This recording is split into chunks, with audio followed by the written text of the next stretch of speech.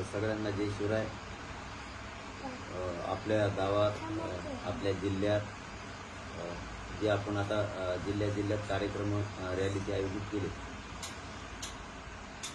कोणत्याच बांधवांना प्रत्येक जिल्ह्यातल्या म्हणजे जे मराठवाड्यातल्या 8 जिल्ह्यात आपण कार्यक्रम ठेवले त्यातल्या अंतरवालीकडे येऊ नका. आपण आपल्या गावातच सगळेजण तयारी करा. मीच तुमच्या जिल्ह्यात येणार आहे. आपला दौरा पाठीमागच्या व्हिडिओत माझ्याकडून थोडं चुकलं होतं सांगण्यात, ते आज मी बघितलंय. तारीख चुकली होती. ते 6 जुलै रोजी हिंगोली जिल्ह्यात आपले शांतता रॅली होणार आहे पूर्ण जिल्ह्याच्या वतीनं, म्हणजे जिल्ह्यातल्या मराठ्यांच्या वतीनं. 7 जुलैला परभणीला आहे, 8 जुलैला नांदेड, 9 जुलै लातूर, 10 जुलैला धाराशिव जिल्हा, 11 जुलैला बीड.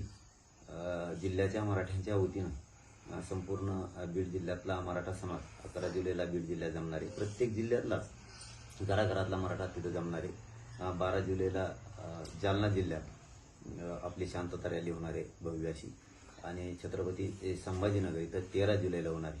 कारण पाठीमागच्या व्हिडिओ थोडं तारखाच्या बाबत कन्फ्युजन झालं होतं, म्हणजे लोकांचा गैरसमज झाला होता की मग आता कोणत्या तारखेला कोणत्या आहे त्याच्यात ते बोलताना नजर चुकीनं कसं काय झालं माहीत नाही. परंतु सगळ्यांना विनंती की प्रत्येकानं आपण आपल्या जिल्ह्यातच ताकदीनं तयारी करा. कुणीही आंतरवालीकडं येऊ नका.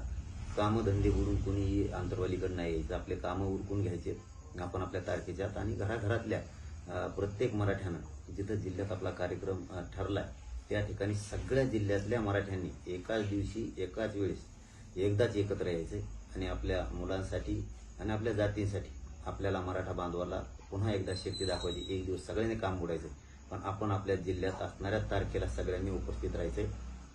ही सगळ्यांना विनंती. जय शिवराय.